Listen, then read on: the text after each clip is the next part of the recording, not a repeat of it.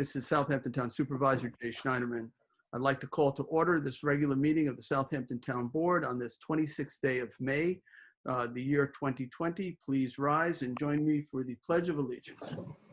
I pledge allegiance to the flag of the United States of America and to the republic for which it stands, one nation, under God, indivisible, with liberty and justice for all. Why don't we remain standing, and we'll do a moment of silence, as yesterday was Memorial Day. Let's pay a brief tribute to all the brave men and women who sacrificed their lives in defense of our freedom so that we can enjoy all those liberties we hold dear every day. We are forever grateful for them, to them, for the sacrifices they made. And in their honor, let's pause briefly in silence.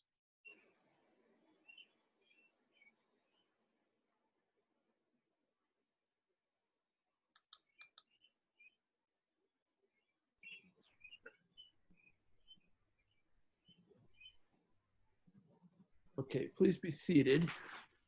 Madam Clerk, would you please call the roll?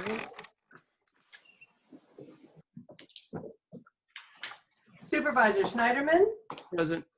Councilwoman Lofstad. Here. Councilman Martell. Here. Councilman Bouvier. Here. Councilman Schiavone. Present. There you are. You moved. All right, so we're all here, thank you.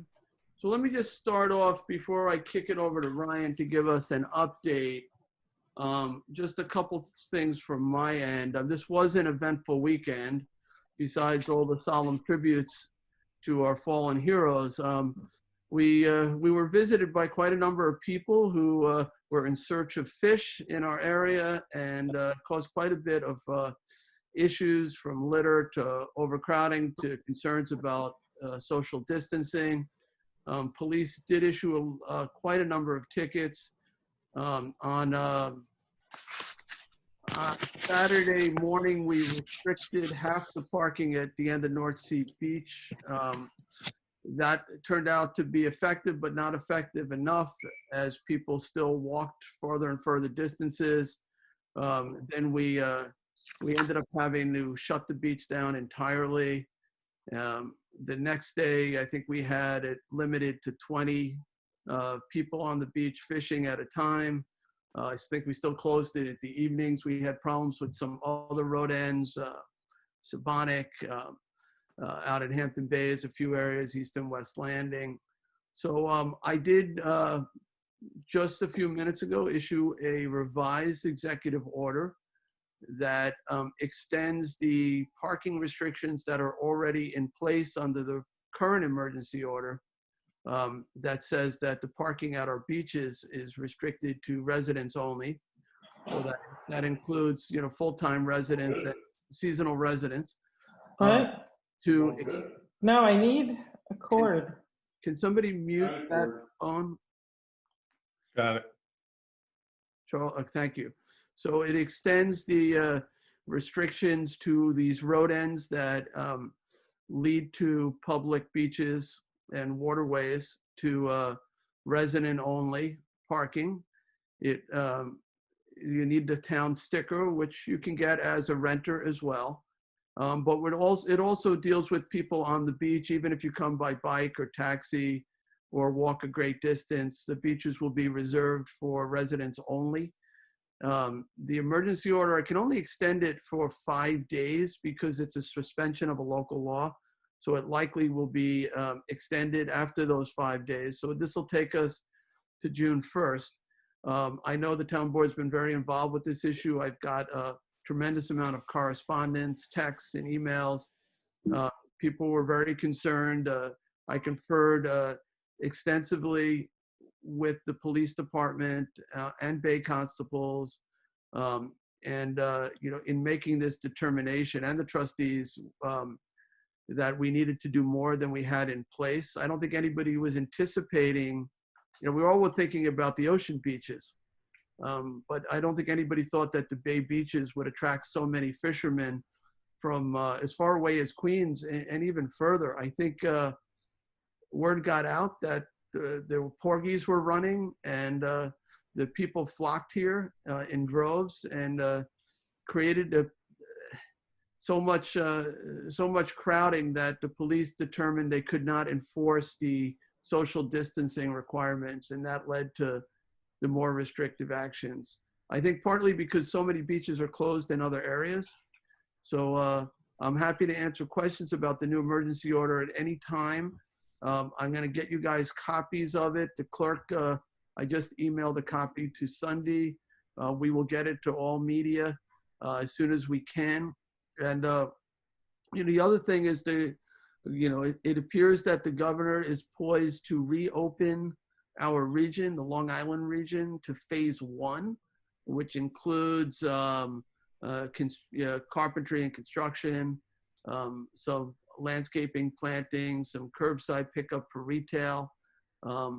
We've been waiting for this to see our economy open up a little bit, and I am told that tomorrow we are entering phase 1. So that's good news for everyone. And with that, I love the one other thing that people have been asking me about property taxes. Are they still due on June 1st? And the answer is I'm not sure. So it's actually quite confusing. The governor hasn't specifically accepted the county's proposal to extend them for 45 days to those who need that extension, though the governor may have issued a 21-day extension to everyone. I'm trying to get clarification. I'm hoping tonight I have some clarification.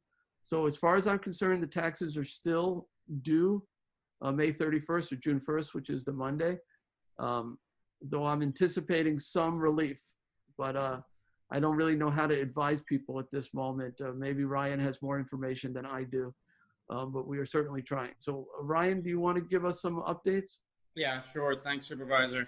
I would say on the tax issue, just to jump right to that where you left off, I have about the same amount of information, and we were on a call this afternoon with the county exec's office and asked those questions. In fact, you had asked those questions on the call, Supervisor, and they're still seeking clarification from the state at this time with regards to whether or not there's a process by which people have to apply for the relief, whether it's just a blanket relief, whether it's, as of right now, it appears to just be 21 days. As you mentioned, that the county exec, I think, had been seeking about a 45-day relief. So there's a lot that's up in the air on that one, and we're hoping to gain clarity on that, fast by tomorrow. All the supervisors have been pushing for some clarity on that last week and even in the weeks prior to that. So I know that's something that's on the top of their agenda. As far as phase 1 opening goes, we have been given tremendous assurances that we will be, as a region, which is, Nassau and Suffolk, entering into phase 1 of reopening tomorrow as part of the New York Forward plan. We were in New York Pause. This is New York Forward. Phase 1, all of the information regarding this can be found if you do kind of a quick Google search for New York State reopening or New York Forward. But as you had indicated, the business sectors that fall into phase 1 are construction, agriculture, forestry, fishing, and hunting, retail, which we'll go into this in a second, manufacturing, and wholesale trades. Probably the two most publicly visible changes to this are going to be the seeing construction activity around again, and that being legally permitted to occur. We've been on hold for that, with the exception of emergency and repair-oriented type construction for probably a month and a half now at this point. I mean, we know it's been a long run for people. The other more publicly visible activity will be the ability for patrons to enter a retail establishment to pick up goods and get them from that establishment. Up until this point, the limitation was just for curbside pickup. You could not actually enter the store. Now people will be able to enter a retail store to pick up or drop off whatever it is, the product that they're dealing with. That does not open the window for a store to be backfilled with shoppers browsing for items and doing their shopping inside the store. It's really restricted to pick up and drop off. Phase 2 will reopen retail for more of what we are familiar with in terms of customer engagement. Okay, so we have to successfully make it through phase 1 so that we can move on to phase 2 and so on and so forth. And hopefully we won't have any stumbling blocks along the way. We've also been told today that there's an expectation that the original 2 weeks between phases may be cut down. So if we continue to see healthcare trends favor in the right direction for our region, we may look at 1 week in between phases. We're not 100% sure what that means, but it's nice to know that they're not committed to the 2-week hold between phases at this point, and we might be able to expedite this process just a little bit. As we've mentioned before, we want to just make sure to continue to stress to people that this isn't opening the floodgates. We can't just return right back to normal. We have to maintain social distancing as part of this process. There are going to be mask requirements. There are going to be sanitizing requirements. And it's key that we follow all those protocols and procedures and guidelines. It's key that all the businesses follow those guidelines. Any stumbles along the way could set us back tremendously. So if we want to get to phase 4 fast, if we want to get back to as close as we can to normal fast, we need to adhere to the guidelines throughout this entire process so that we make sure that we get through this as quickly as possible. If we act foolish along the way and don't do the right thing and don't follow the guidance and we see trends upward in terms of the number of positive people or the hospitalizations, all it's going to do is prolong the process for us and make sure that we have to engage in this even longer without being able to get back towards normal. Outside of that, I would say the weather was probably a helper in us having a successful weekend. I think that, it didn't encourage quite so many people with the cloudiness and the cooler temperatures. It probably didn't encourage quite so many people to go to the beaches, with the exception of some of the roadway endings, beach access roads that you were mentioning, Supervisor. By and large, it was a successful weekend at the beaches. I know individuals and communities that were directly impacted by those crowded roadway endings, those crowded beach access roads, will definitely, disagree with the success of that, and I completely understand that. But the 3 beaches that we did staff, that we had lifeguards at, that we had bathrooms open at, which were kind of a litmus test for us to see how we could do this successfully, they went successfully. And so that's a good thing. That allows us to hopefully continue on up with our path as well. We've been trying to do what we can, and the board has been supportive of trying to open up the things that we can safely and proceed forward. And I think that the test this past weekend, the proof of concept, will allow us to be able to try and continue to move forward in that area. Other than that, we're working on trying to assist businesses in preparing for reopening. Phase 1 businesses, they all have to have a plan. There are templates that are available online on the state website, and I believe we're also linking to that, if we haven't already, off of the town website, so that people can just get access to that a little bit easier. One of the requirements is, in order to open up, you have to fill out an attestation form and have a plan. You have to have a plan that identifies how you're going to keep things clean, how you're going to socially distance, how you're going to accomplish all of those things. And for somebody that's not used to writing a plan like that, the template's a huge help. So we would direct people to take a look at that template, which is available on the state website. And again, I believe we're linking to it off the town website. I can say that my office and the fire marshal's office, in conjunction with land management and the building department, we had a meeting today to discuss ways in which we could try and provide some relief by way of some outdoor seating where achievable, while still preserving safety and egress routes and things like that, to some of the restaurants throughout the town, some of the assembly spaces. We're looking at some of those things. We understand the negative impacts this is having on everybody. And so any minor changes or amendments that we can make to temporarily provide relief so that people can have some semblance of business, so that they can survive as well as provide people an outlet to be able to go to. We're doing what we can to try and accomplish that, and that's a great partnership between the two town departments, the building department and the fire marshal's office, in trying to accomplish that outcome. We continue on our regular path. We've had a lot of people that are applying for in the public safety area and code enforcement. We're quite busy with regards to rental permits, with people trying to make sure that their rentals are legalized. We had launched a crackdown in April that was quite successful for transient rentals from out of town.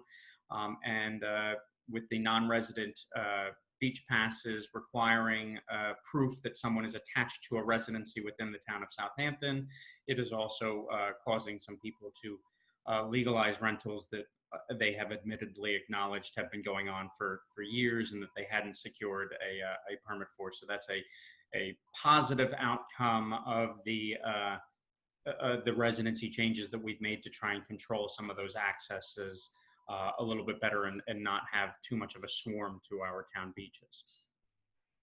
All right, thank you, Ryan. So let me open it up to the town board for questions to myself or to Ryan. I don't know that I have Chief Skrnicki on, so if he's here, he can also answer questions, but I'm happy to try to field any questions if anyone has them. Supervisor, I will say I work closely with the Lieutenant Kiernan from Chief Skrnicki's department, from the police department, who oversaw the operations from the police side of things this weekend. And they did a fantastic job of dedicating quite a bit of manpower and resources to patrolling the open beaches and responding to some of the issues that have been identified at beach access roads. Right. Those efforts that had already occurred this past weekend from the police department, coupled with some of the new executive orders that you are now releasing to control those access areas even a little bit more, plus some additional support from a couple of different departments, I think we'll see tremendous success, even more so than we've already seen. I think the board should have gotten a copy of a summary of enforcement actions that occurred over the weekend. I see some nodding heads. You should have all gotten that from Chief Skrnicki. They were obviously had a very busy weekend. I've also gotten a number of complaints, including my own complaint about litter everywhere. So that's something I'm looking to work with the board on addressing, and I will be asking you to allow me to walk on a resolution tonight to create a town litter crew that can operate over the next couple months, hitting some of these areas. There seems to be this sense of disregard or wild abandon. It's just litter everywhere, and some of it's PPE, personal protective equipment that gets thrown out or strewn all over the sides of roads and things. So I'd like to try to address some of that, and working with the police department and with our CPF and with code enforcement and various departments, just see if we can make a sizable dent in the pollution that's occurred during the pandemic. Any questions for any of us? Well, I would just like to chime in that, and I'm sure we've all gotten the phone calls and texts and emails about what was going on, especially at the road ends. And I just want to say, I appreciate you listening, Supervisor. It's funny, Rick and I happened to meet up at, I think it was West Landing at about 10 o'clock Saturday night, which was kind of weird, but it's because we got lots and lots of phone calls from our residents. And for us to address and say, okay, now the beaches are residents only, I think it's going to make a lot of people feel better, safer, and allow them access to their neighborhood beaches as well. So thank you for revising that executive order. Thank you, Julie. Appreciate that. Anyone else? Thank you to the board for, all of your participation in this issue over the weekend. I know it was a holiday weekend, and we were all driving all over the place, observing these problems that were cropping up and trying to figure out on the fly how to address it. I hope that these new parking restrictions and actually attendance restrictions at these places will make a difference. I'm careful when it comes to beach access. I don't, I know how hard we have fought to keep these places open and accessible to the public. And I don't, take restrictions on beaches lightly. I think it has to be careful and measured and not set a precedent. But I think in light of what happened this weekend, I think we really need to have some additional tools to maintain social distancing. It's not that I always want our beaches for our residents only. Just like I want to be able to go down to Florida and use a Florida beach. But during this pandemic, I get it. We have to do some things that aren't easy, and just to maintain order. And we tried different ways of approaching the issue. We're cutting the parking in half. But that didn't work. So this hopefully will do the trick, and we'll continue to modify it as the situation on the ground changes. We're fortunate to have an amazing police department that is on top of this issue, same as our Bay Constables and our Code Enforcement Department. We're all looking out for these things that we didn't predict. Nobody would predict on a rainy Saturday night that there'd be 400 people at North Sea Beach. No one. But that's what we experienced. And we responded to it by shutting the entire beach down. Supervisor. Yeah. I agree with everything you say, and thank you for doing it. I think it should also be said that we're 70 miles away from a city of 9 million people who have shut down all of their beaches. And so that should be taken into consideration so that such precedents aren't necessarily set in the future. This is a unique situation. And apparently this happened, it happened in Southold, it happened in Brookhaven, it happened in a whole bunch of areas. Rick, did you have something you wanted to say there? Yeah, I just wanted to say it wasn't just the mass amount of people. I mean, the Hamptons can handle people. We're used to that. It was just the conditions of all the people driving on the beach without permits, possibly without knowledge of how to drive on a beach, in the dark, bonfires not being covered over, and the mess that they left. It was very important that you put an end to that pretty quickly, and I appreciate that. Thank you, Rick. All right. Any other questions for Ryan or myself or comments? Let me just check to see if I've got a response from the chief. I didn't see a response there. So, okay. So why don't we move along on the agenda? I guess the next item would be the minutes. So let me make a motion to approve the minutes of the regular town board meeting of May 12th, 2020. Second. Seconded by Councilman Bouvier. All in favor? Aye. Aye. Aye. Approved. And now make a motion to approve the minutes of the Hampton Bays Water District Commissioners meeting of May 14th, 2020. Second. Seconded by Councilman Schiavone. All in favor? Aye. Aye. Approved. Let's amend now. Let's add to our agenda packet the walk-ons. Let me grab that. All right, I have 4 walk-ons. Walk-on 34121 is an emergency management administrator salary adjustment. That's actually affects Ryan's post. 34134 authorizes the supervisor to sign contract for property cleanup to bring properties back into compliance with Rockmore Contracting Corporation. The third one, 34135, is our warrant. It's warrant number 10. 34136 authorizes the supervisor to execute lease agreements and hire seasonal staff as related to COVID-19. That's what I had mentioned about addressing the litter issues around town.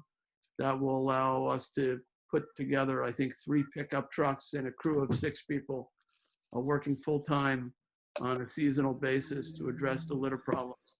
And we'll keep very careful track of how much litter is collected and where. All right, so let me make a motion to walk those 4 resolutions on. I have a second? Second. Seconded by Councilwoman Lofstad. All in favor? Aye. Aye. That was unanimous. Okay, so that required 4 votes. I think we had 5. So Sunday, those will be on our packet at the end of our agenda. We'll take those up. Okay, so let's move on to communications. Madam Clerk, would you read the communications? Sunday, you're muted. Thank you, John. The following communications have been received in the office of the town clerk. That's why I'm muted.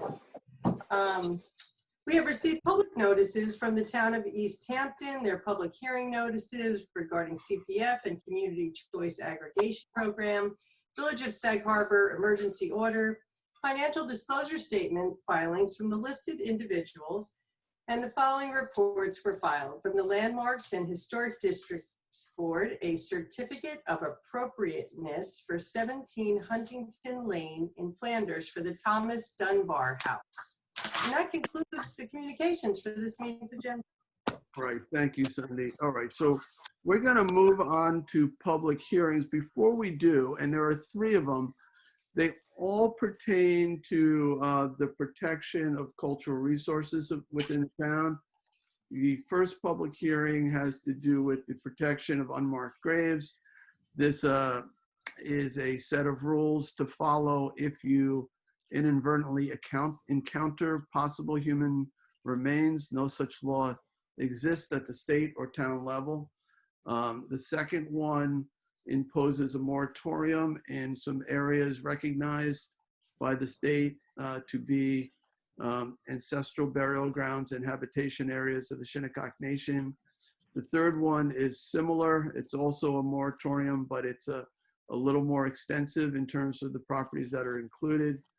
And I have said repeatedly that I want to keep these open until a point where the public can come in person.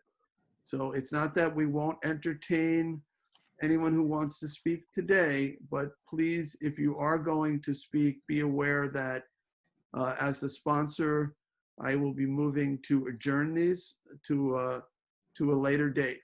So you don't need to speak. You can certainly write in your comments to us and they remain part of the record.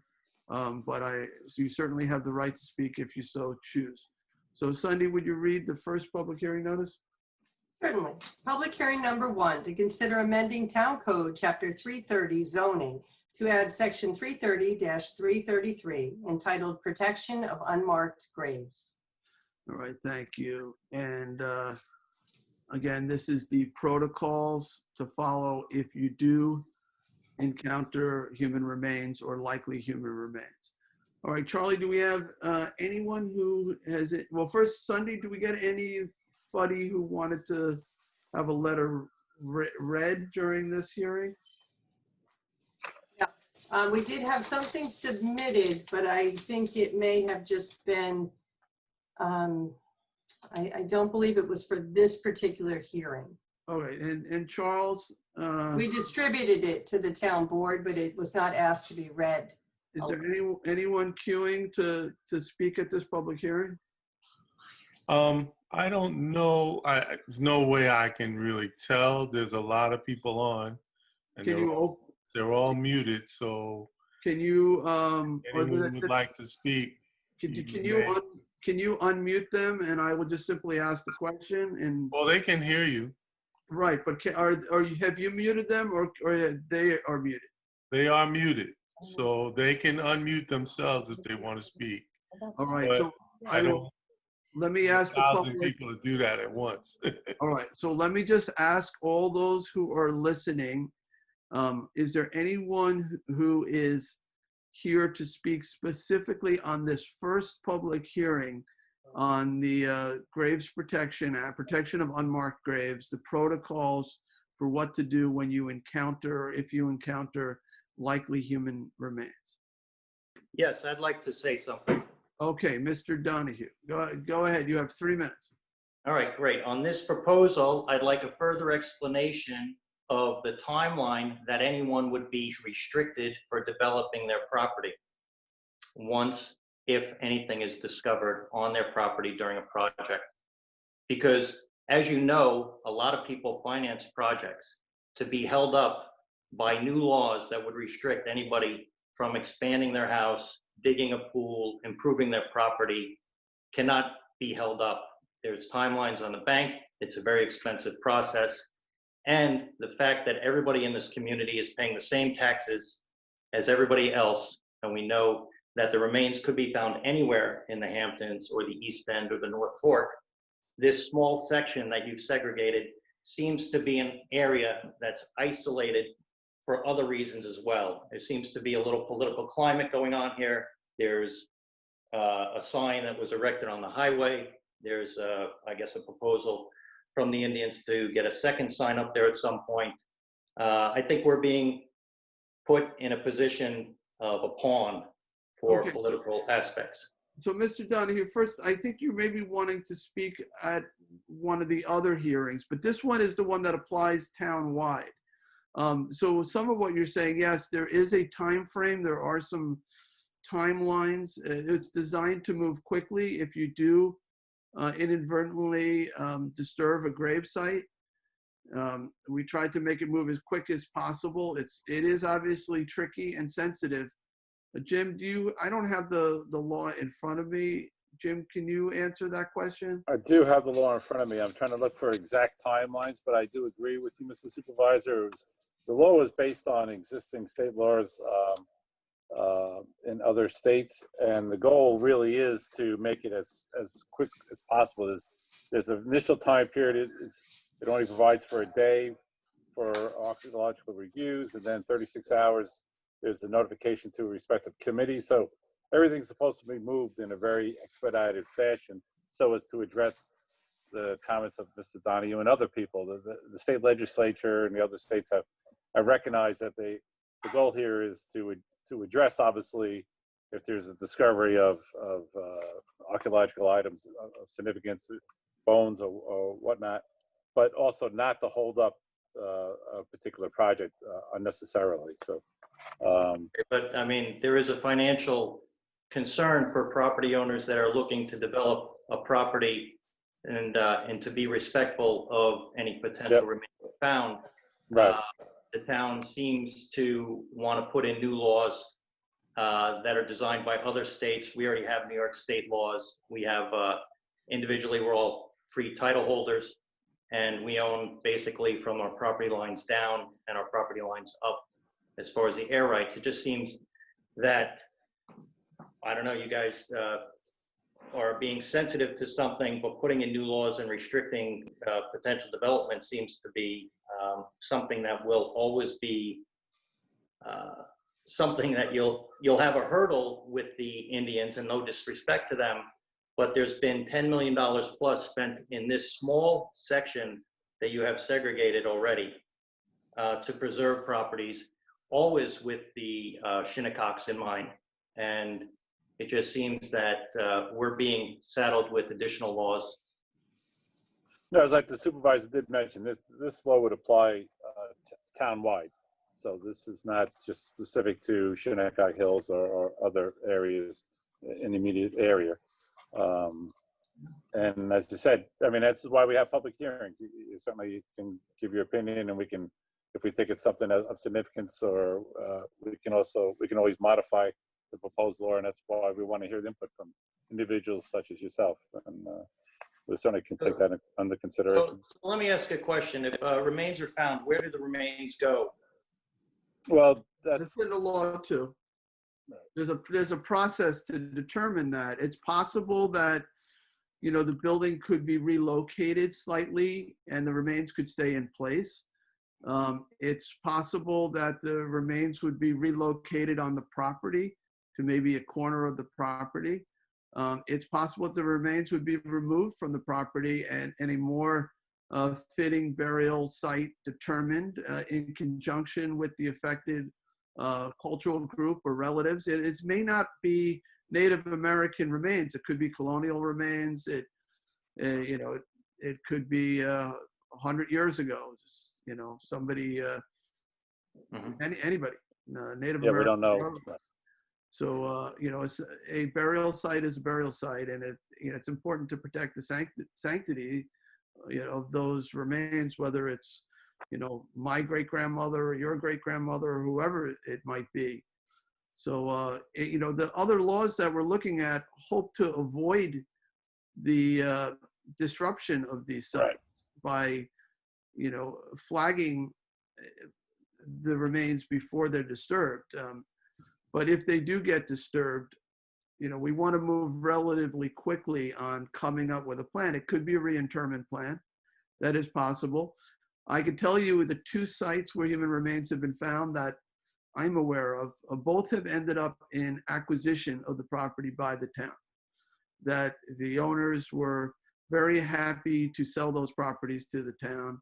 And this law does have a referral for possible preservation, you know, provided the town is interested and the monies are available. That could happen. Of course, you need, when you find a burial, if it turns out that it is in fact a burial, you need to find out whether it's a sole burial or you are in a cemetery type of area where there's numerous burials. It could be a cemetery of some sort that had been forgotten and you know, now has been revealed. So that's part of it, is to identify the boundaries of the burial. So right, and part of this law is already in place. Some of the, you know, at any time now, you know, if you do a burial, if you do an excavation and you find what we believe might be human remains, you have to stop. That's under the penal code. So we're taking some of what's already in place and codifying it to give it a little bit more of a structure. In some ways, we may actually expedite the process. Because right now, if a builder or anybody was excavating, they found human remains, they'd have to stop and notify the police department. We have to make sure that it isn't a crime scene, you know, those issues. So the police department would have to investigate any discovery of human remains, and that could, you know, that's going to delay any project. And what we put in place here could actually ultimately, you know, expedite and streamline and a process that if it happens once, then we become familiar with it, and we can follow the same process and have the archaeologists, you know, online and ready to do what they have to do, and have the committee ready, and then we could also look towards a town referral, like the supervisor said, for a possible acquisition of the property. So really, in some ways, it's not that much different than what's already in place, but it also just gives a structure as to what we should be doing when we face this issue. All right. Thank you, David. All right. Let me ask you. I'm sorry. I just wanted to see if I can say something. I'm not sure if that's I'm available to speak. I'm about to ask once again. So we are taking comments only on one topic. It has, at this point, this is a public hearing on the Graves Protection Act. This is the steps that you are required to take if you encounter human remains. So Marta, if that is what you want to speak on, you're welcome to comment at this point. Yes, thank you so much, Supervisor. I want to say thank you to everybody for giving me a chance to speak. I'm actually a resident of Watermill, and I really love the Hamptons, as we all do. But this, I've heard about this new law, you know, coming to place from friends of mine who, you know, live in the Southampton area, and, you know, this kind of spread the world to different locations. And I just find it to be not unfair to them, because I don't want to use that word, but interesting that you know, it's just at a particular area that's being kind of looked at versus, you know, why not Watermill? I mean, why not, you know, Sag Harbor or any places like that? I mean, I respect you know, all your point of view, and you educated me a lot on all this, but you know, when we're talking about digging remains, I just, you know, yes, you know, we can find anybody. I mean, we can find my grandmother there as well. So my point is, why just that small area of the Hamptons, you know? because I just find it to be, I feel sorry for my friends, to be honest, that they have to go through this, you know, and why don't I have to go through this, you know, or other people in the Hamptons? I just don't understand. Oh, well, I could try to answer this, Martin. So first of all, this law, it applies everywhere. It does apply in Watermill and Bridgehampton and Oh, okay. everywhere. This is basically what you do if you find, if you're building a house and you find, let's say, a human skull, you have to stop work and you have to go through this process. Okay. The other law, which is the next one, does affect that smaller area, and it, you know, it tries to avoid that by requiring a small amount of work be done prior to, you know, to make sure that you're not, hopefully not going to disturb anything. It's not particularly expensive and hopefully moves pretty quickly, but that's something for the town board to consider. Mm-hmm. You know, and that's why we hold public hearings. But I think your comments, you know, probably are better in the next public hearing, Mm-hmm. or more Okay. appropriate to the next public hearing, because it does pertain to that area.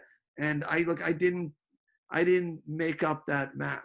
That's an area that's known from archaeological work to be a burial ground, and another area that's known to be an important habitation area.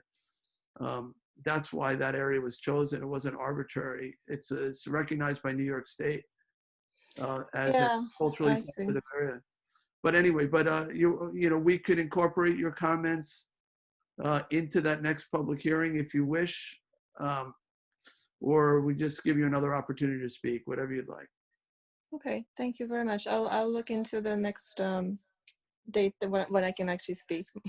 Okay, all right, thank you, Marta. All right, is there anyone else who wishes to be heard on this first public hearing on Yes. the Graves Protection Act? Yeah. Yes, my name is Eric. I would like to speak, if I may. Sure, go ahead, Eric. I own a house in Shinnecock Hills, and I was wondering what the procedure is if we were to build, say, a pool. Do we have to have, do I understand that we have to have an expert come and make a digging all over the place to see if there is a grave, or what is the procedure that Sure. that would So be that's, required? again, that's not this hearing. This hearing only deals with what you do if you find a grave or human remains.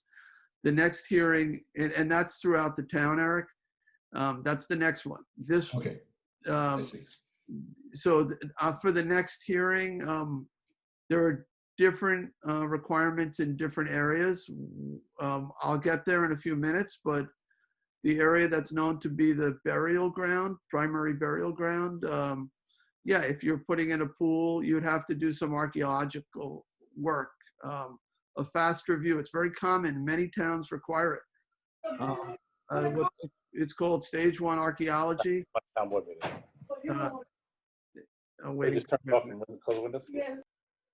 So it's called stage 1 archaeology, stage 1 A and B. 1A is just like a literature review, and 1B does require a couple test holes. So, you know, you take some core samples and analyze them. If you're in the other area of the moratorium, it only applies to a brand new house. So you wouldn't have to do anything unless you're building a new house on a vacant lot. And there you'd have to do some archaeology, the same type of archaeology before you build that house. And, you know, typically it's a couple $1,000s. I'm not going to lie and say there's no cost to it. But when you're about to spend, you know, $500,000 on a new house, it, you know, it's a couple, you know, it's a little bit more, granted. Every dollar matters. But honestly, if you know, if it turns out that there are human remains in that location, it probably will have saved you quite a bit of pain and, you know, a very, you know, a lengthy process trying to sort that out. So, but we'll get there. We got that hearing is next. This one is just on the procedures you follow when you do, if you do encounter human remains. It's only happened, as at least that I'm aware of, twice in the last roughly 20 years. You know, unless people have encountered human remains and haven't notified anyone, which, you know, already is a crime. So, I see. Well, thank you very much. I appreciate your No problem. clarification. And you're welcome to speak when we get to that hearing again, or we can try to incorporate what you said into it. All We right. don't transfer comments. They should speak again into the next hearing. Okay. Is there anyone else who wishes to speak at this first public hearing? Okay, hearing none. Sunday, I did want to adjourn this again to a point where we can hear the public in person. So Okay. give me a date. Okay, so your next town board meeting dates, in June, it's the 9th and the 23rd. In July, it's the 14th and the 28th. Can we push it off until July? I just don't think there's going to be massive changes in June in our ability to hold public hearings. Ryan may be on the line still, but what does the board think? Do you want to push for late June? Ryan, do you think we can have an actual public hearing with people there at Town Hall? In June? And I imagine when this actually comes up, there's going to be at least 100 people. You're saying in June, Supervisor? Yes. I would push beyond, in all honesty. I think we're going to be looking at, if we're lucky, crowd limitations of 50 people by the end of June. So I would go a little bit beyond it. We're just looking at starting to get into phase 1, and we're essentially at June 1st right now. So, all right, Sonny, give me an evening meeting in July. Evening meeting in July would be the 28th. All right, I will make a motion to adjourn till July 28th. I'll second that. Seconded by Councilman Bouvier. All in favor? Aye. Aye. Okay. All right. So that's adjourned to July 28th, an evening meeting. Sunday, would you read the next hearing notice? Public hearing number 2, to consider enacting Town Code Chapter 323, imposing a moratorium on certain development actions within particular areas of the hamlet of Shinnecock Hills. Right. And I will be making the same motion to adjourn this to the 28th, to a time when more people, can, easily approach the town board. But I'm willing to, to allow comment, obviously. And this is a public hearing at this point. If Dan or Eric or Marta want to repeat some of their concerns, this is a moratorium that includes less property than the next public hearing. It does include the Sugarloaf area, and it does include the Fort Hill area. The Sugarloaf area is what the state recognizes as the primary burial grounds for the Shinnecock Nation.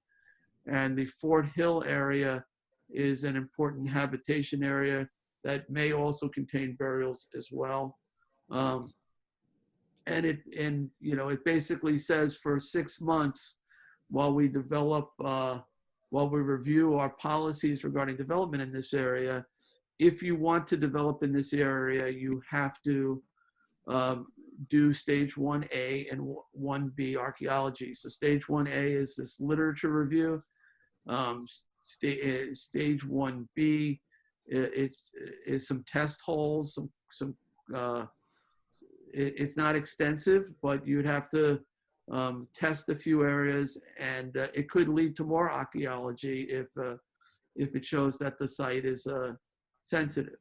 But it decreases the likelihood that while you're building, you're going to encounter cultural artifacts. And again, in the Fort Hill area, it would apply to really any excavation that requires a building permit. It doesn't apply, obviously, to putting in, a tree or something like that. That doesn't require any building permits, but it does. If you need to get a building permit for excavation, it would apply.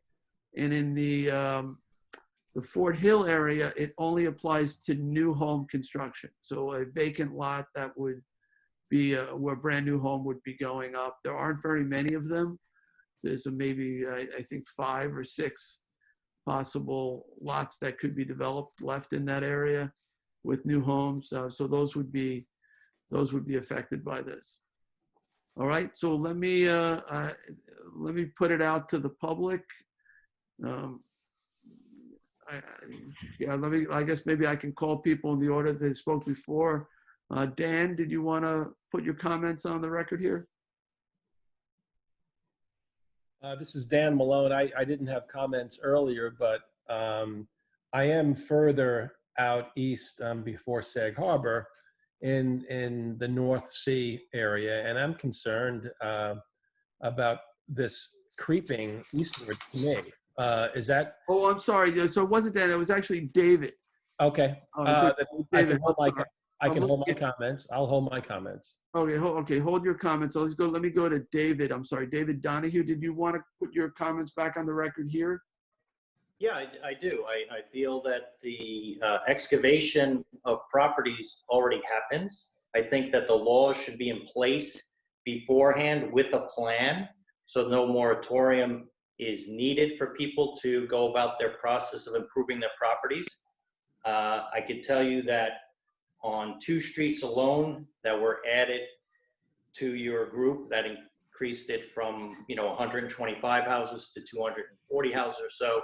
Just the waterfront houses alone there add about $400,000 worth of tax dollars to your tax base. These homes are, some of them beach cottages still being improved. A neighbor just sold one on Hawthorne Road. The person paid $2 million for it and was hoping to do some improvements. And to jump through the hoops of this additional or potentially restrict there without a plan that says, hey, you know what, we would be able to remove these remains if they are found respectfully, makes sense. But why create a moratorium in a time where people are struggling to earn a living and do their construction projects or their pool projects or their improvement projects? This is what the town relies on for tax dollars. I don't think you need to have a moratorium. Understood. Okay, thank you, David. All right, Marta, did you want to comment on this hearing? I just unmuted myself. I'm sorry. I will pass for now and make more comments in July. Okay. And Eric Thompson, you had comments you offered in the last one that were, I think, pertinent to this one. Did you want to put those comments back on the record here? No, that's okay. I'll wait for the next hearing. Thank you very much. Okay. Is there anyone else who has not spoken who wishes to be heard on this, the first of the 2 variations of the moratorium? Okay, so let me make a motion to adjourn it to July 28th. Second. Seconded by Councilman Schiavone. All in favor? Aye. Aye. Jim, just kind of an interesting note that, part of the moratorium concept was to give the town ample time to study this area and see if additional restrictions are necessary. There's no reason why the planning department and the town attorney's office could not be doing that now. If you develop a set of criteria, we wouldn't need a moratorium. We could go right to the criteria. So, normally moratoriums are put in place very quickly, but because of COVID-19, this one is obviously having a longer hearing process. So. I'd like to jump back in for a moment. Yeah, go ahead, David. So you mentioned earlier that only twice in 20 years have there been discoveries. Maybe that's even a little bit more. And now you've just stated that there's maybe 5 or 6 lots in this area of the Fort Hill area. I don't know how many are in the next area that you're considering. Seems to be, vacant yeah, lot. it seems to be a large swath, even though it's a small swath of Southampton. It seems to be a large swath of the area of Shinnecock to impact these people for 5 or 6 properties where you're twice in 20 years, where I don't know how many houses have been built in 20 years, but I'm sure it's a pretty good amount and a lot of improvements that you would be pushing for this moratorium. So again, so David, so that's for new home construction only, and you know, there's a lot of excavation that's involved in that area. You know, a typical new home in that area, again, it's, you know, it's an expensive proposition to begin with, home construction. You don't want to start digging the foundation and then get, you know, find out that it was a burial. It's problematic in lots of different ways. So we have preserved a lot in that Fort Hill area. I know Lisa Combrick, our CPF manager, is on the phone. I'm guessing about 5 lots. Some of those are probably subdividable and could be made into other lots. So it could be more, but that again only applies to new home construction. So that would not affect if you were putting in a pool, if you're putting in a garage, accessory building, that is not something that would be triggered by this particular moratorium. Okay, I guess I'll wait for the next section. Yeah. Okay. Is there? All right. Yeah, we had close. So now we're going to move on to the third public hearing. Sunday, would you read the hearing notice? Public hearing number 3, to consider enacting Town Code Chapter 323, imposing a moratorium on certain development actions within particular areas of the hamlet of Shinnecock Hills. And so this is similar. I won't go into detail about it. It does expand the protections within the Fort Hill area all the way to cover the, you know, Hawthorne Road, which we just mentioned. That is the area where about 2 years ago, human remains were discovered. It's an area that the Shinnecocks believe is you know, their ancestral burial grounds as well. Though it's not identified on the state map, you know, it seems to fit the same sort of pattern that, you know, burials may be likely in that area. So we're considering this as an alternative to the first moratorium. It includes a few more properties, and as the gentleman said, it probably doubles the number of houses in the that would be in the moratorium in terms of the Fort Hill area. So, all right. So let me open this one up to public comment. David, did you want to comment again on this one? Absolutely. Once again, you've gone from making this a larger area, doubling in size, and now it's going to be covering all sorts of improvements and construction on a property. Is that correct? Any excavation that requires a building permit, it would affect in this. Right. So pools, additions, Yes. expansion of a house. Yeah. So that's 250 or so houses. Sorry about the echo here. Yeah. So yeah. So for 6 months, they would have to, if they wanted to be exempted, they would have to do some basic archaeology, and then they're automatically exempted. Well, it's automatic. So it's automatic, and then they can go ahead and build, and then if they discover something at that time, then it goes back to the first law that you're incorporating? Yes, technically, yes. The idea is for them to avoid that situation, but yes. So why do you need to do that if it goes to that law anyway? What's the process? It seems repetitive and redundant and maybe costly to both the homeowner. It's to avoid the desecration of graves. That's the other one has to do. It's when a grave site is already disturbed. This is an effort to prevent a grave site from being disturbed. It's pretty simple. Well, I know it's simple for you. How many of the supervisor and the group own properties in these areas? I own property in the town of Southampton. I'd be affected potentially by the first law, though it's in the village. I don't know where everybody lives. So.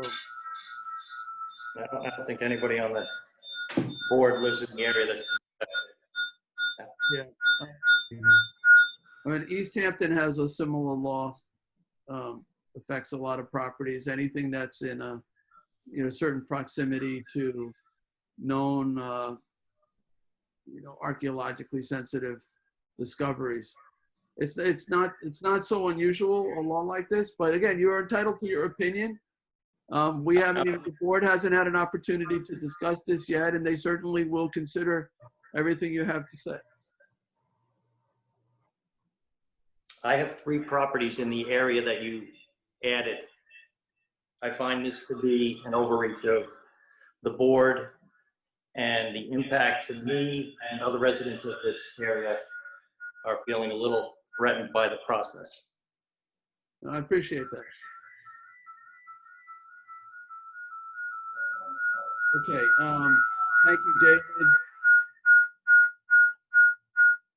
Somebody needs to mute. Somebody just did. All right, Marta, it looks like you wanted to say something. No, I'm okay. I'll pass. Thank you. All right, and how about Eric? Did you want to comment on this? Yeah, my concern is really when, if how extensive these archaeological examinations will be if you want to add a pool or to, rebuild the house. But it sounds like it's something that can be done within, well, maybe you could explain a little bit more about how extensive that would be. For example, if you have a property that's, say, half an acre, how many diggings or how many core samples would have to be taken, and how long would something like that take? Jim, do you have that? I don't have Janice Shearer here to answer the details on, that's really the stage 1B archaeology.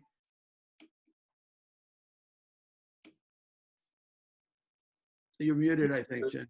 You're muted, Jim. Okay, sorry about that.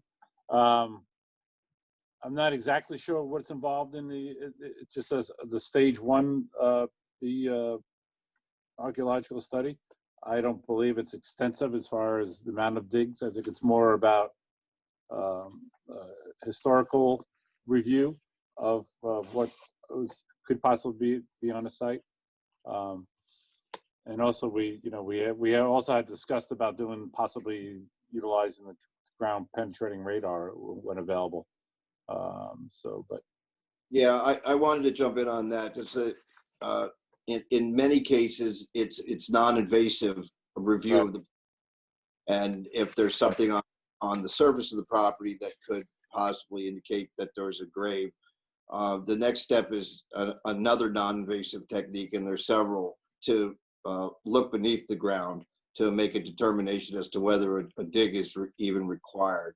So they're very careful about how that's done, with the concerns that the gentleman speaking has in mind, not to tear up ground, but to be able to specifically identify sites. It's not always perfect because of the different natures of soil, but for the most part, the first stage of that is a non-invasive review of the property.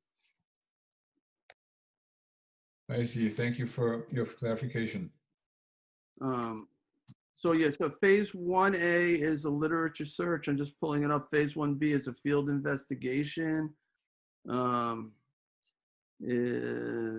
to determine the presence or absence of cultural resources. Probably surface testing is a component.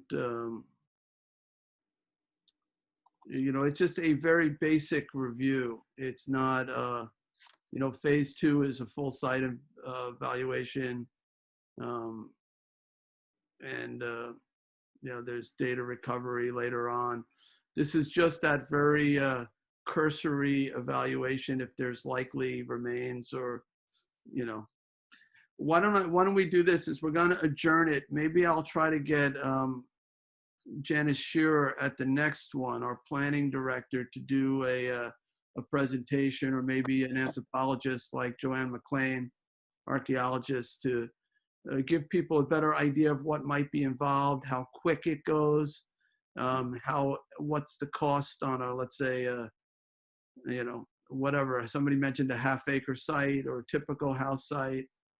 You know, we're not looking, if you're building a garage, we wouldn't be looking to do, and you have a 5-acre property, archaeology over the whole site, just that one spot where you're placing the garage. That's all.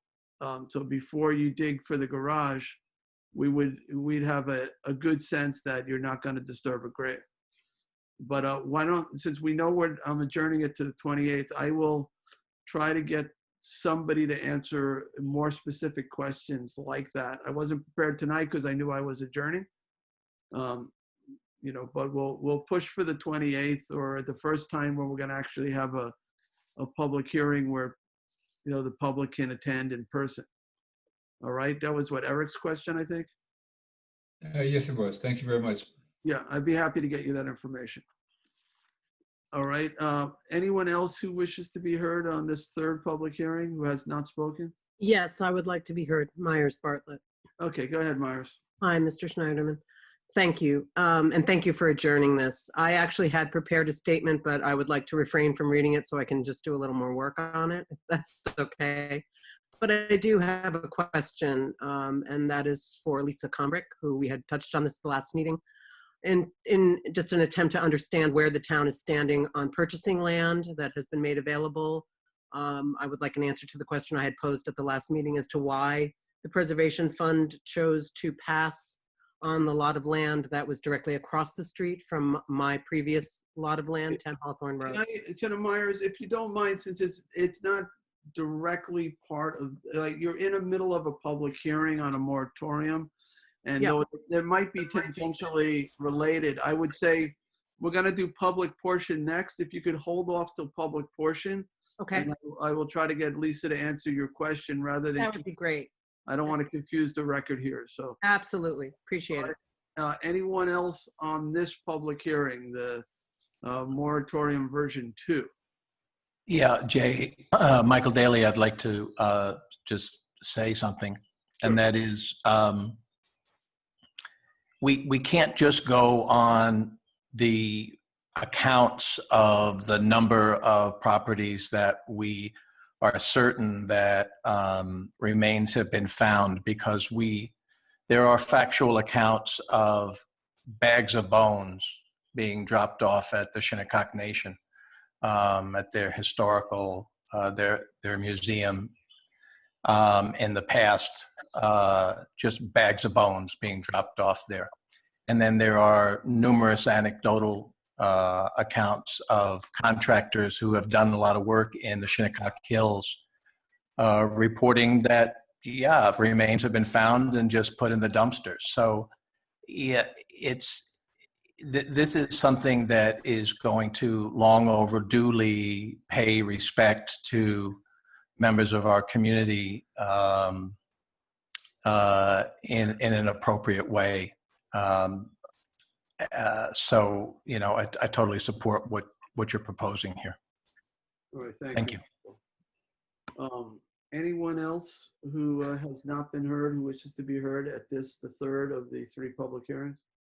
I think Michael makes an interesting point, being a resident of Sag Harbor, which probably didn't have any Indians residing in that part of the community. And whether he'd like to see his neighbors be restricted for 6 months in a moratorium, if he's taken a survey over there. I think Michael is a real estate agent who probably has listings in that area, so it represents properties in that area. No. He's taken himself off of the Shinnecock area. Oh, okay.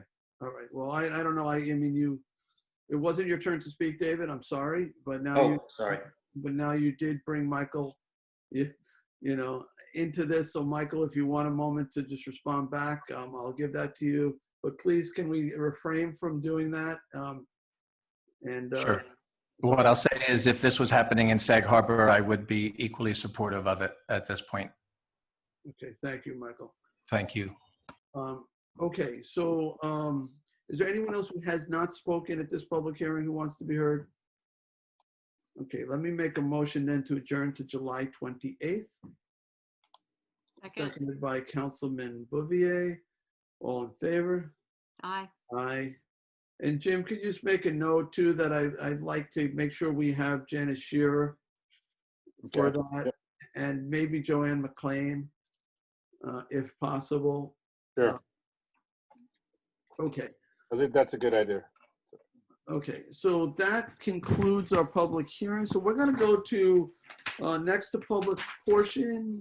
You can speak on any topic you wish. 3 minutes is the time allotted to each speaker. And I don't have a particular list in any order. I'll go to Sunday first if you have people who sent in communications that wanted to be read. I do, Mr. Supervisor, have one.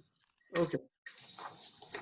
And it's a little bit long. I'm going to read it as quickly as I have two, but one is from Elena Loretto, who I believe is on this call somewhere. So she may want to ask these questions directly herself if she's still on. So I'll hold that one for a second. The first one is from Janice Dalston Kremborg. It's regarding discussing conditions at North Sea Beach. And she requested that it be read into the record. Okay. Over the past few weeks, there has been an influx of people to Southampton's Peconic Bay beaches, including Cold Spring, National, North Sea Beach, and Town Point. While we understand that the beaches are meant for everyone to enjoy, they are also meant for everyone to respect. The invasion of non-resident people coming to the beaches has left a devastating impact on not only our residents, but our environment as well. The groups congregating on the beaches have been breaking numerous laws. Many have been seen taking illegal fish. It is worrisome to think that there are unlicensed fishermen poaching immature animals from our estuary. One can only wonder, are these fishermen uninformed about the law or just disregarding it? The respect for our hometown is practically non-existent. Litter is strewn from the roadsides to the shoreline. Our highway department and local residents spend countless hours cleaning up trash. These residents should be spending time enjoying the beaches with their dogs and children, but instead are spending time picking up garbage during a pandemic. Non-residents are endangering the health of the locals who are just trying to keep our town pristine. Visitors are using the roadsides and beaches as personal lavatories, defecating and urinating wherever they please. Dog feces on the ground is unwelcoming. Imagine walking past human feces, or better yet, watching someone defecate on the ground, as has been seen by many residents. Visitors have been making themselves at home while in our town, quite literally. They are creating uncontained fires, chopping down living beach grass and trees from private property to use as kindling. Come nightfall, they are sleeping and camping where it is illegal to do so. The North Sea Fire Department has been called to the beach to put out fires numerous times. On one occasion, due to overcrowding of vehicles, the chief's trucks were able to get to the beach entrance, but were not able to reverse away from the scene. Turning around was not an option. A pickup truck can barely fit down a road. How will a full-size fire truck be expected to make it to the scene of a fire? Volunteer firefighters are risking the lives of themselves and their families when exposing themselves on unnecessary calls. Congestion is also a concern for the local volunteer ambulance, which easily squeeze through small areas or sit in traffic to get to a call and saving a life. Cars are illegally driving and parking on the beach. Permits are required in the town of Southampton to park after May 15th. Driving permits are required year-round, but it appears that none of these guests have proper permits. Residents in the immediate areas have struggled to get to their homes because of the congestion. Temporary signage was put in place to restrict parking, but the visitors have removed the signs. Police are trying their best to enforce the laws, but there are a limited number of officers dealing with the hordes of lawbreakers. Despite the COVID-19 pandemic, these visitors are not social distancing and few of them are wearing masks. There is great concern that this will increase the number of local cases and cause a larger second outbreak. Hospitals struggled to handle the first outbreak. Second would be devastating.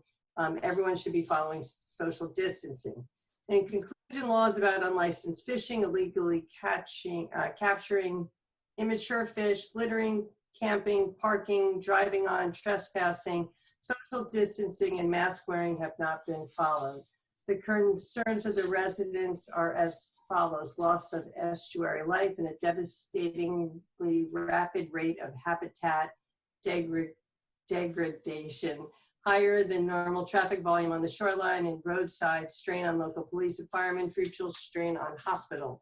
And it goes on. I'm not reading political comments, but at the end, Southampton taxpayers are paying for police to guard the beach while non-taxpayers enjoy the beach. The line to get on to North Sea Beach is so long no resident would feel welcome to even try. The chief is doing a great job, but there's only so much he can do and enforce. On the second update, these flocks of fishermen have now been seen also in Hampton Bays. This is a problem not only community members at North Sea, but for all of Southampton town. All right. Just thank you. Just real, briefly on that, as we became aware of it, the Bay constables were there, the police were there, the DEC was there. There were many tickets that were written, as you know, people undersized fish. There were tickets for people not having fishing licenses, for illegal camping, for parking, double parking, for being on the beach without a valid four-wheel drive parking sticker. A lot of people actually did have fishing licenses, and a lot of the fish were actually appropriate size. So not everybody was violating the law. Certainly some were. There were all sorts of problems, but I conferred from the beginning with the trustees, with the police department, with the Bay constables, and we took very fast action to address this issue. The Bay constables did not report for the most part that, nor the police, that people were not social distancing or wearing masks. For the most part, people did social distance and wear masks, but it reached a point where it was just too many people to maintain that. This North Sea Beach area, at one point years ago, the community actually considered putting town resident parking in place, like we recently did at, was that what's the name of it? Long Neck Boulevard. Long Neck Boulevard. So, and they opted to not put those restrictions in place. And so it was an area that was unrestricted until now with the emergency order. But we did our best to, originally to shut down half the parking and then to further restrict it to 20 people on the beach and at times close it and now limit it to residents only. So it was pretty fast. And I just want the board to be aware that I conferred with the police department throughout this process, visited it on numerous occasions, was very much, a part of that decision-making process. And, and now, felt like the necessary tool is to restrict the parking to residents only. It's not a permanent restriction. It's something we could consider making it a permanent restriction. Part of that beach isn't Town Beach. It's Louis Bacon's property, the property to the west. And we did confer with Louis Bacon and his the property manager at that property. In general, he has allowed use of that property, that beach property, by the public. And as you may be aware, we shut that down as well. That there is no, there was a fence that was now put up in that location too. So restricting access. I think that's a short-term measure. And, I understand those concerns and the person's sentiment. And we're doing our best. We're looking at Hampton Bays. In fact, the emergency order not only deals with these roads, but it deals with West Landing and East Landing and one other street in that. I have to pull it up. Rick, you may know what that other street was. Petrol. Thank you, Julie. It also may, some of those had parking on one side and not the other. Now they'll be restricted. Petrol, I don't think had any parking restrictions on it, and now it will be restricted to town resident only. So, but all right, I just wanted to take a moment to try to address that. Ryan, I saw you opened up your video. Did you want to say something on it? Okay, all right. So anyone else? This is the public portion. You can welcome to speak on any subject matter. Sunny, that's the only one. I don't see Elena still on here, so I'm just going to pose the two quick questions that she had written to you. Sure. What is being done to stop the sand land mine from continuing its illegal operations? The tickets are not doing anything to stop them. And when is the town going to send a cease and desist letter? Thank you, Elena Loretto, President, Noyak Civic Council. I am going to kick this one to Jim. Okay. Yeah, I believe Elena, and we've been working pretty close with Elena over the years on this. She's been terrific. As far as this most recent issue, the town did issue a cease and desist. The chief building inspector issued a cease and desist last week. And I see Ryan's up here too. The code enforcement also cited Sandland with notice of violations last week also. So we did both of those things.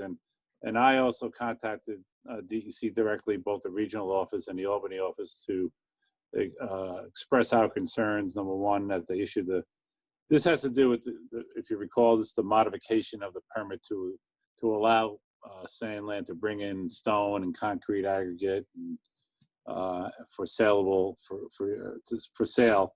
And I think from the DEC point of view, they eliminated the importation of the vegetative waste, and so I guess from the DEC point of view, they looked at that as a positive for environmental concerns. But as far as the importation of the stone and the concrete and the aggregate, that was in direct violation of years of town actions, both the zoning board hearings, and then this office.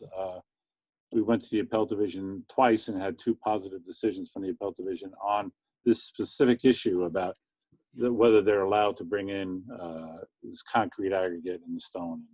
So I reached out to DEC to say, the permit you gave them, the permit is conditioned upon them obtaining other approvals, but unlike the town where we don't give a building permit until they get all their other approvals, say health department and others. Here, the DEC gives them the permit and says now you have to get the other approvals, which Sandland, in our position, is that Sandland ignored that and is at this time bringing in the stone and the concrete and aggregate. So I informed DEC of our position. We asked them to do their own investigation. We give them information that we would have if they want it, to look at whether they should be doing something on that permit. We asked them whether they would revoke that permit. And also, as I said, we've issued the cease and desist and the notice of violations. If they don't comply, then we'll take the next actions. I've been talking with Sean Cambridge from my office, considering bringing a Supreme Court TRO if necessary. But I do have a phone call tomorrow set up with the attorney for Sandland, so we'll take it from that point. All right, I hope, Elena, if you're watching, I hope that answers your questions. All right, so that's Sunday. That's the only 2 that you had. So Myers, I think you've been waiting to ask a question of Lisa Combrink, who is on the line. Yep. So Myers, do you want to go ahead? Yeah, and I certainly apologize to Supervisor Schneiderman if I spoke in the wrong hearing. To me, these issues are related. So maybe I just have a different perspective on it. But I'm trying to understand the town's perspective on doing exactly what the Shinnecock have asked, which is to protect their sacred land. To me, this is a very good use of town fund. And so when this first happened, and because I was the previous landowner my family owned the land for 50 years, I was interrogated I went through all of this. So I know firsthand about this experience of when these things are found. And on the very first day after the police interrogated me, I was approached to find out who owned that lot of land. And I said at the time, well, I'm not going to give you that name, but I know who it was. And shortly thereafter, several letters went out to people that owned land in the area. And maybe some passed, maybe some bought. I don't know for sure. I know that this particular person initially said no because he is a developer and he thought maybe he was going to develop. And then, he thought about it some more and he went and it was passed on. And so to me, that's a curiosity. If indeed, if I'm understanding what the money is, the fund is for, and obviously, if it's directly across the street where there were remains found, it's a pretty highly sensitive area. And as far as how that has been handled is a whole nother discussion, because it's obviously fallen by the wayside. And I am trying to understand. I've not gotten return phone calls, so I'm bringing it up at the town meeting because I'd like to understand A, why that was passed on, and B, what the plan is now for the lot.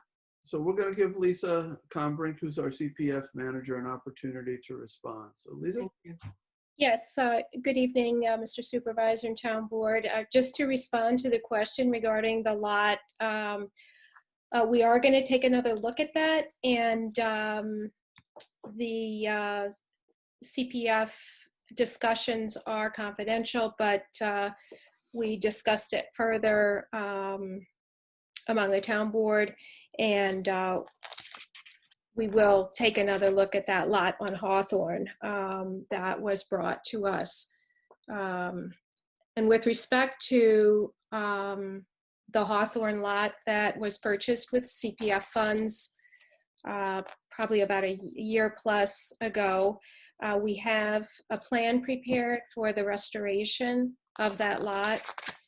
And I believe that's the lot that Ms. Bartlett is referring to, the second lot. We worked closely with members of the Shinnecock Nation on the appropriate plantings for the area.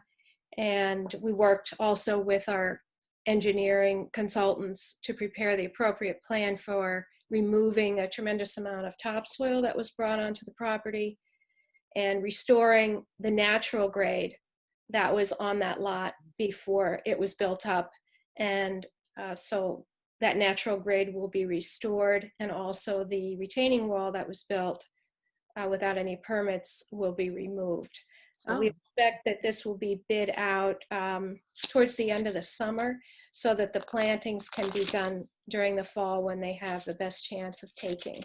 So that's our plan for that lot. Lisa, could you just very briefly explain the process of how we acquire land, and how we can only pay how we appraise and how we can't pay more than a fair market price? I understand that. That's not permitted. I understand that. Okay. I don't need that. I very much appreciate And I only say that, Myers, because sometimes we're not able to reach a deal to acquire a property because I completely understand that. The person wants more than the property is. Yeah, it initially did not even get to that stage. And the only reason I know that is because this neighbor is a friend of mine. But okay, I'm very happy to, and in my first writing I'd done, I absolutely am so incredibly grateful and praise the Preservation Fund for caring enough to have the soil tested, because topsoil is a generous term for what the developers dumped on that lot of land. It's sand, it's a mess. The drain is clogged, but you have been amazing. And other than unfortunately, we have not been able to communicate of late, other than the fence being put too close to the road, which creates a problem. Thankfully, we didn't have any snow. You have been wonderful to work with, and I completely believe that your heart and soul is in the right place with this. It was just such a curiosity to me, because I had kind of been hounded by who owned the land, that you would pass on it. And just one other thing I'd like to add, because since I have known this land since I was a young child, the other area that has really been changed by the developer was the berm that was on the road side of the land. And it is so flat now, we really are having road damage, and we are a private road, and the drain has clogged. And I know we had talked about that on the phone at one point, but every time it rains now, we've got a major puddle sitting, because when there was regular soil, it would drain into the soil, and there was a slope that is no longer there. So while I appreciate that you're going to take out the violation of the retaining wall, I'm hoping that you will address that front part of the land as well to make it a little more natural looking. And unless you're going to be, I don't know if you're doing the pull-offs, because at the meeting with Schneiderman, Mr. Schneiderman, there were there were going to be pull-offs. There was a kumbaya. People were going to drop off bushes. There were all kinds of things that never happened. I remember that. And now I understand Lisa's got a handle on it. I've heard from the Shinnecock that the plans are wonderful and that they're thrilled. And that makes my heart sing. I just want to make sure that those things are not going to be overlooked because they are creating an issue on the road. Well, thank you, Myers. And you can certainly talk offline to Lisa at any time, but Yep.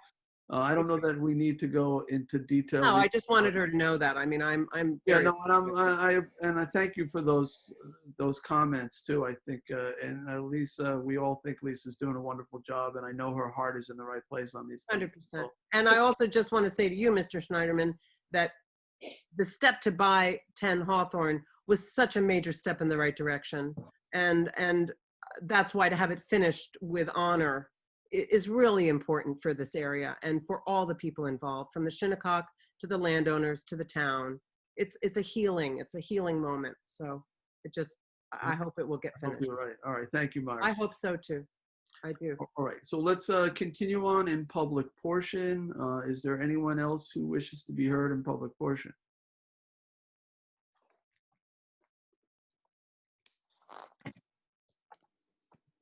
Okay. Who do we have left? We have Jeffrey. Does anybody know? And Diamond Beauty Supply, I see. Desiree, I know, is a reporter. Charlie, all right. If there's particular resolutions people are waiting for, well, we'll try to. I would take them out of order, but I think we can try to get through them as quick as possible. All right, so why don't I do this then? I'll have one more opportunity to speak in public portion. Now's your chance. You'll also see somebody on a phone line.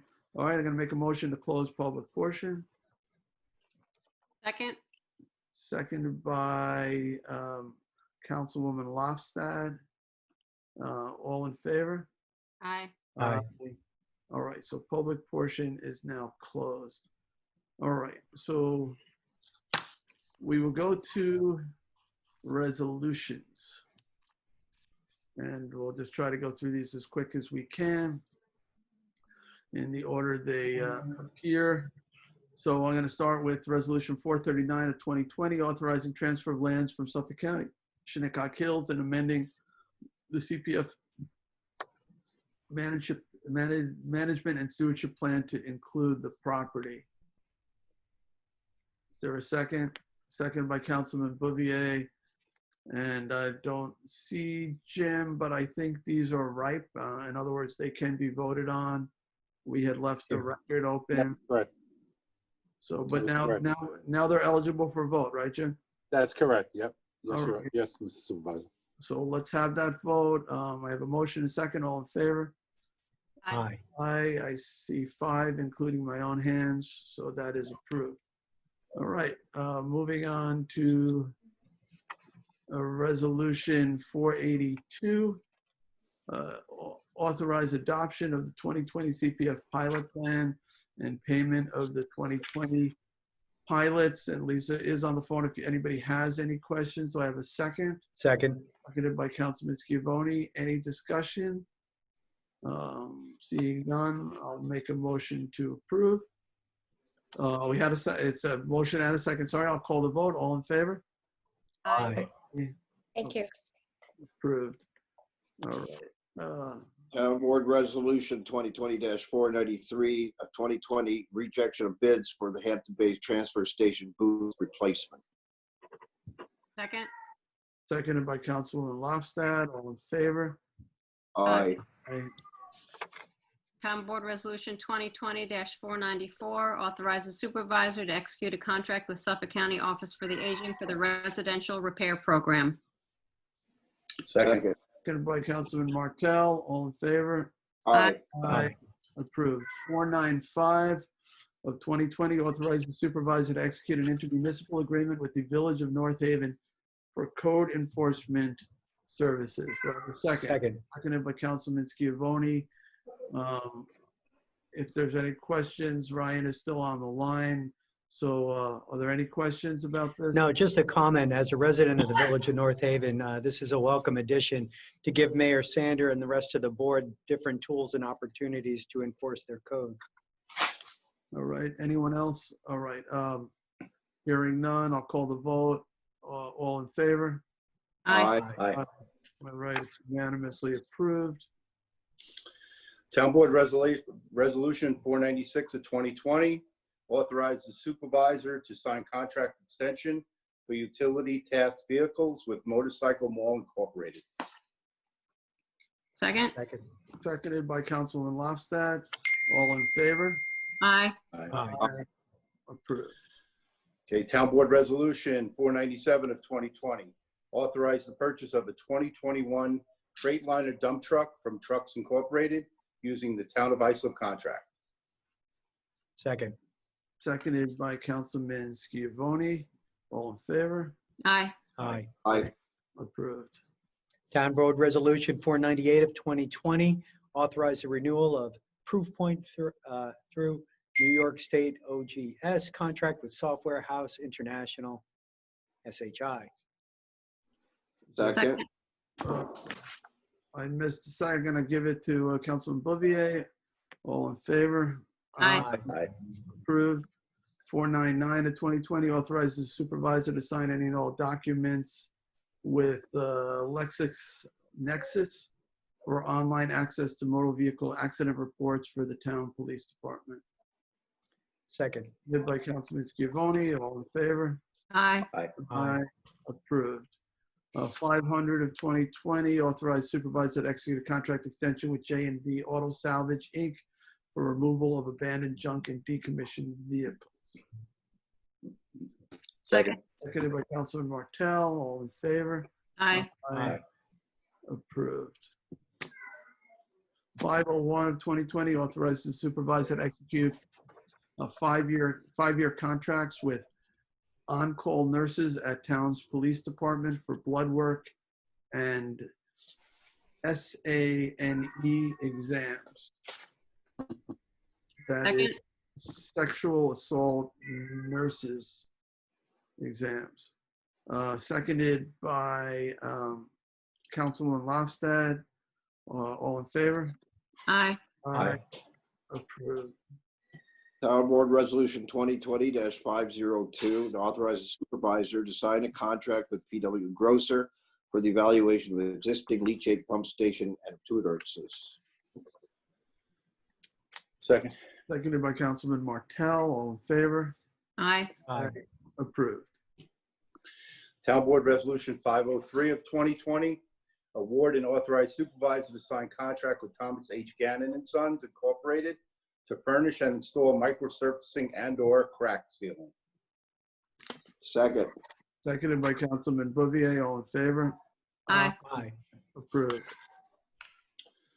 Town Board Resolution 504 of 2020 recall and amend the Town Board Resolution 2020-378 for spring, summer parks and recreation agreements. Second. Seconded by Councilman Bouvier. All in favor? Aye. Aye. Approved. Town Board Resolution 2020-505 to authorize funds from the Historic Burying Ground account for 2020 purchases for the preserving Southampton Town's historic burying grounds. Second. Seconded by Councilman Schiavone. If anybody has questions for Sunday on this, but Sunday, do you want to comment on it? You're muted. My dog is panting in the background, so if you hear some heavy breathing, it's not coming from me. That's why I'm muting it. But this is about our town's historic burying grounds, and we have several restoration projects taking place with some of the headstones that need some attention. And there's a lot of ticks, quite frankly, in the cemetery. I took one off of my arm yesterday from my own garden, but the people who do the restoration ask that we give them the courtesy of spraying in advance of them going in to do the work, because back it was really bad in some cemeteries. So that's what these expenditures are for, and it's for over a course of time throughout the season. So it's not all one spraying for the money. They spray several times in different locations as we move from cemetery to cemetery. Okay. Any questions for Sunday? Okay, we had a motion and a second. All in favor? Aye. Aye. Approved. Okay, on Town Board Resolution 506, I do have an amendment for that. The PRC code is incorrect. I have given Madam Clerk the correct number. It's 2020-005491. Can I read it as that, or do we need which to one is throw this one out? changing? Because there's two PRC codes. Yeah, so we're taking out both of those and changing it to one code. And what's the one you get? It's two what? 2020-000-5491. I'll second the amendment. 2020-000-549. 2020, then 2 zeros, 5491. All right, 2 zeros and 5491. All right, so Councilman Martell is making a motion to amend to take the two PRC codes listed and replace them with 20200005491. Correct. Motion to amend is seconded by Councilman Schiavone. All in favor? Aye. Aye. All right, and now Rick, you want to make a motion to approve as amended? Yes, All right, please. so move same second, Councilman Schiavone? All right, so this is a motion to approve as amended. All in favor? Aye. Aye. Approved as amended. Okay, Town Board Resolution 507 of 2020. The 2020 notice to bidders for wellhead treatment for the removal of iron and manganese at plant number 4. Second. Seconded by Councilwoman Lofstad. All in favor? Aye. Aye. Aye. Aye. Approved. That's important that we move that project forward for the water district. Okay. We are at Resolution 508 of 2020. This is approving the Flanders Northampton Volunteer Ambulance Company Service Award Program. Second. Second by Councilman Schiavone. All in favor? Aye. Approved. All right. 509 of 2020, co-sponsored with Councilman Schiavone, is approves the Hampton Bays Volunteer Ambulance Corps Service Award Program. Second. Seconded by Councilman Schiavone. All in favor? Aye. Aye. Approved. 510 of 2020 approves the Southampton Volunteer Ambulance Corps Service Award Program. Second. Seconded by Councilman Schiavone. All in favor? Aye. Aye. Approved. 511 of 2020 rescinds Town Board Resolution 2020-282, which amended the capital budget and added capital project as it relates to Hillside Road improvements. Second. Seconded by Councilman Bouvier. Any discussion? Okay, I'll call the vote. All in favor? Aye. Aye. Approved. Julie, you're next. Oh, sorry. Town Board Resolution 2020-512, co-sponsored with Supervisor Schneiderman and Councilman Bouvier. Resolution of adoption amending Town Code Chapter 178, East Quogue Public Drinking Water Infrastructure Improvement Program to address eligibility criteria and limit the amount refunded to an eligible property owner. Second. Seconded by Councilman Bouvier. Jim, the record is closed. This is eligible for a vote now? I'm sorry, this, yes, it is. We held it, the same thing, right, with the 2 week? Yeah. Yep, Okay. yep, we're good. And Elisa's here. She can answer any questions anybody has. We have a motion in a second. Any discussion? I'll just say on the motion, thank you, Julie, for moving this forward and your hard work to make this happen. I think it's the right thing to do to all those who have been impacted by these emerging contaminants in their drinking water supply. It's not their fault. They didn't put them there, yet they showed up. And I'll say a special thank you to Assemblyman Fred Thiel, who gave us the ability to do this. Yeah. First by helping launch the CPF fund and then modifying it so that we can use it for water quality, and also to Councilman Bouvier, who also worked very hard, in particular on this program, on the water quality piece of it. I think, nobody should be drinking contaminated water. No one, and particularly if they can't afford to hook up the public water, which is very expensive. This gives them the ability to do that. And I know people are taking advantage of this program. It's a great program. So I wanted to particularly thank Councilwoman Lofstad, because I know this is something that she has spearheaded. But it's a good thing that we're doing, I believe. Yep, and it's specifically allowing for the connection, which the clarification from the Assemblyman, that was a very important clarification, that we were able to spend the money on the connection to the main. I think that was very helpful that we got that. And I want to thank my Deputy Town Attorney Kathleen Murray and all her work she's done on this. As always, of course. Thank you for mentioning that, Jim. Absolutely. Sure. Anyone else before we vote? John, Julie? Great teamwork by a great board. Thank you, guys. Julie, there was a woman from East Quogue also who advocated quite a bit for this. Cindy McNamara. Yeah, she's the chair of the East Quogue CAC, and I think she did a great job advocating for her community. So yes, thanks to Cindy as well. All right, anyone else? If not, I'll call the vote. All in favor? Aye. Approved unanimously. Good work, everyone. All right. So I'm scrolling to the next resolution, 513. Am I right? That's the next one? Correct. Authorizes CPF tax refund pursuant to the first-time home buyer's exemption for Martha Isabel Acevedo. Second.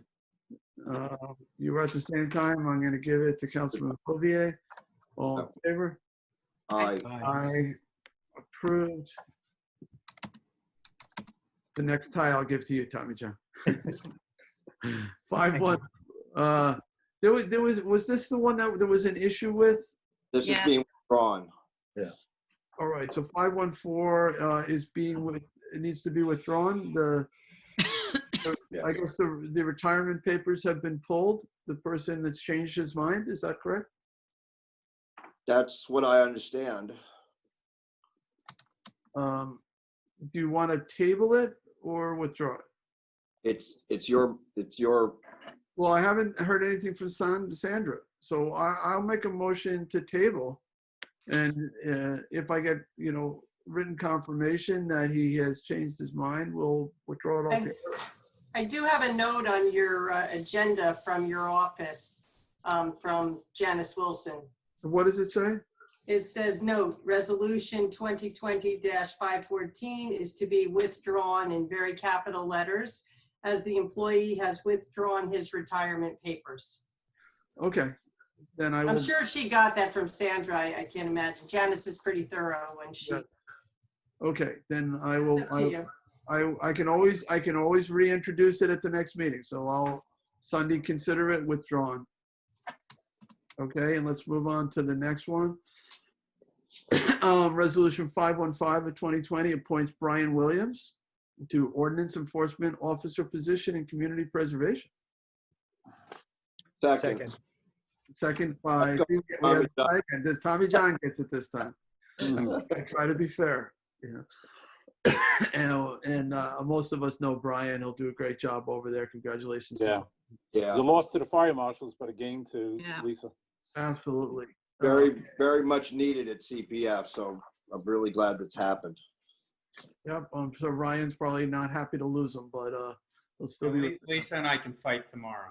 Yeah, he'll get me back, I'm sure. I just wanted to thank the board for your support on bringing a full-time position back into the department. Sorry about that, Brian, but I think Brian will do a terrific job and will help us on some of these issues that are, especially have been coming up recently. But we always have stewardship issues on some of our properties with ATVs, littering, encroachments, that kind of thing. Brian has a lot of experience dealing with the public. I know he'll do a terrific job. And I also want to acknowledge Ron Carter, who worked in our department for many years, full-time and part-time, and he's been looking to retire for a while.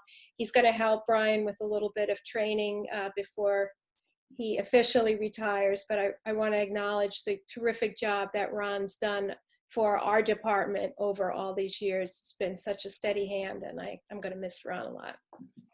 All right, so anyone else before we vote? All right, we had a motion seconded by Councilman Scavone. All in favor? Aye. Approved. Congratulations to Brian. 516 of 2020. Another appoints John Rankin, Chief Fire Marshal. So you're losing one and you're getting one, Ryan, over there. So, well, it's not a new person. Not really. Not really. You're not getting a new person, right? You're getting a promotion. But so do I have who was seconding on this? I'll second. Seconded by Councilwoman Lofstad. John Rankin has been with the department for I want to say 3 decades. I don't remember, or more. Plus, he's been doing a great job over there. When Cheryl Kraft retired, we interviewed John. He did a wonderful job, and the town board agreed to have him fill the post vacated by Cheryl Kraft. And Ryan obviously was part of our conversations, and I just wanted to, well, we haven't voted yet, but I certainly have full faith, confidence that that John Rankin will do a great job as fire marshal, chief fire marshal. Anybody else on the motion? Yeah, I'd like to congratulate John. He's an experienced firefighter and chief. He's integrated into the fire service community in Suffolk County and on the East End, and he really is a great pick for this job. And it's a very effective department, and he'll do a fine job leading it. Congratulations, John. Anyone else? Ryan, do you want to say anything before we? No, I thank you guys for the opportunity to promote one of our outstanding fire marshals from within the division to the position of chief fire marshal. John has been with us for about 37 years and is very deserving of the promotion. We had 2 excellent candidates that we had interviewed for this position, and we're fortunate to have such a skilled and professional bunch of guys that were working for us in the fire marshal's office, and 2 excellent choices to look at for this. I'm sure John will excel in the position. He's already demonstrated tremendous leadership there, and even in the past few days, he's demonstrated leadership in helping to arrange for some interdepartmental communications with regards to relief that we might be able to provide to some of the businesses to allow them to operate in new capacities or different ways in light of the circumstances that we currently find ourselves in. So he's forward thinking, and he'll do a fantastic job in the position. I have absolute confidence in him. Thank you for that, Ryan. Anyone else on this promotion? Jim, I know you were overseeing this for a long time too. Yeah, I certainly just echo what was mentioned about John. I think he's terrific. I think he's a great leader. I think he's very, very dedicated. He's obviously an individual that gives his all to his community, both volunteering at Eastport Fire Department and what he does for the town. I've seen him in action. He's a tremendous leader. People listen to him. He commands respect, and I think he's going to be a terrific chief fire marshal. Thank you. All right. Anyone else? All right. We had a motion and we had a second. I think Councilman Lofstad was our second. So I'll call the vote. All in favor? Aye. Aye. And congratulations to John on that appointment. All right. I think we're going to the walk-on packet now, right? Yes. Yes.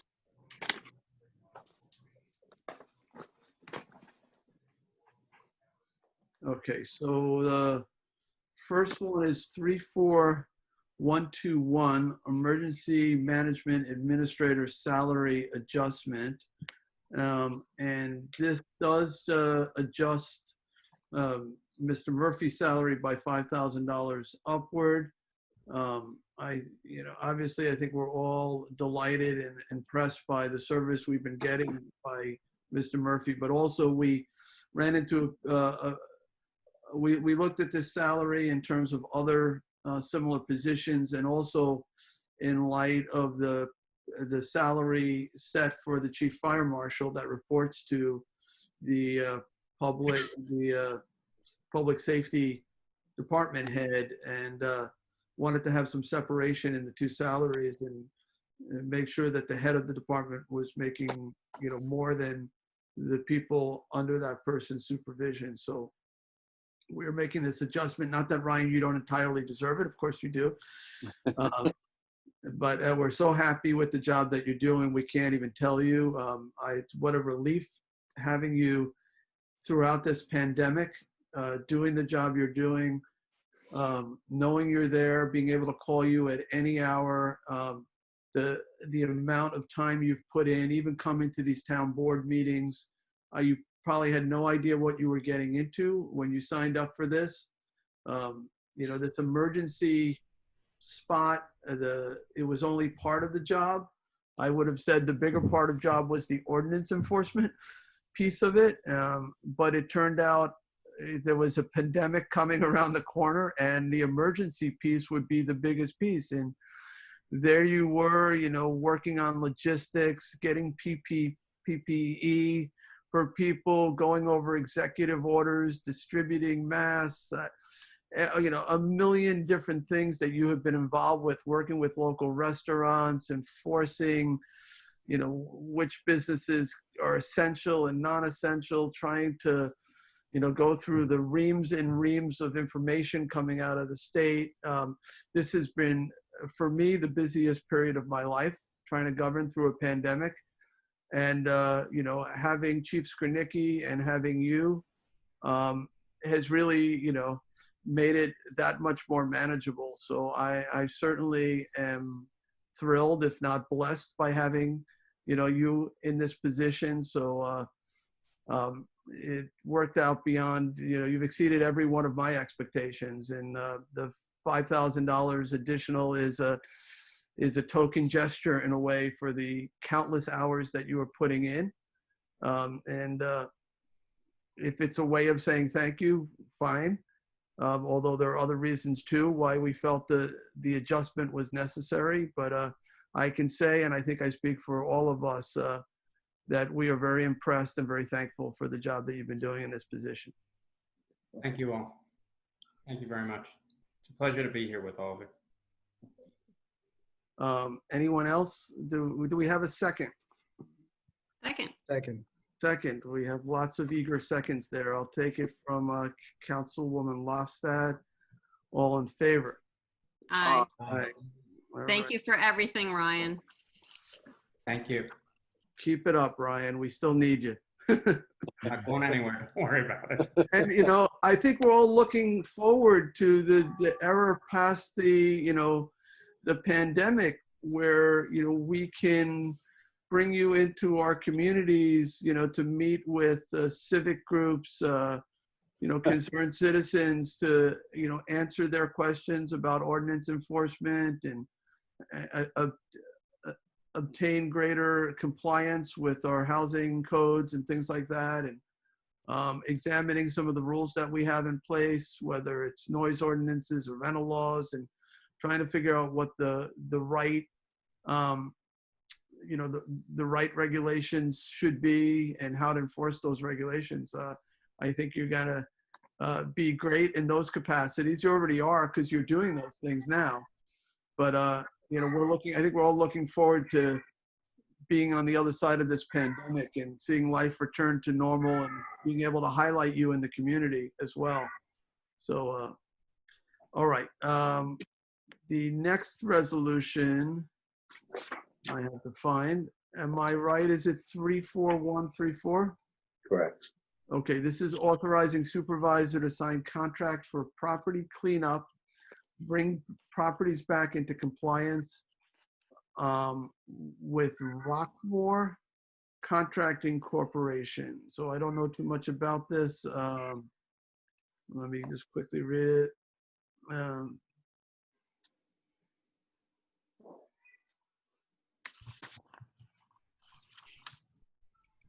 Does anybody know which properties this pertains to?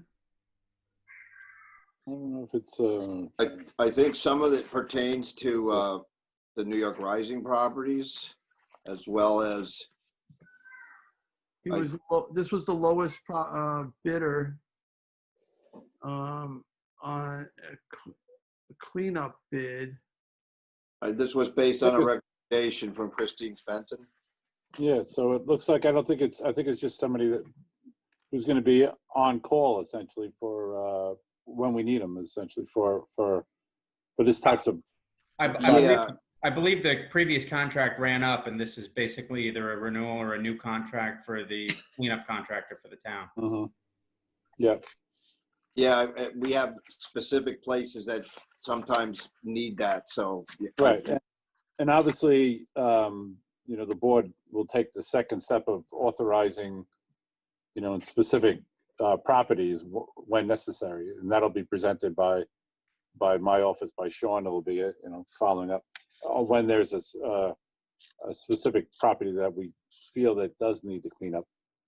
And then we put it on the property tax bill. Then we bill back. That's correct. Right. The cost of it would go back onto the property tax bill. That's correct, Mrs. Supervisor. But I don't think it's exclusive of town-owned properties, though, Jim.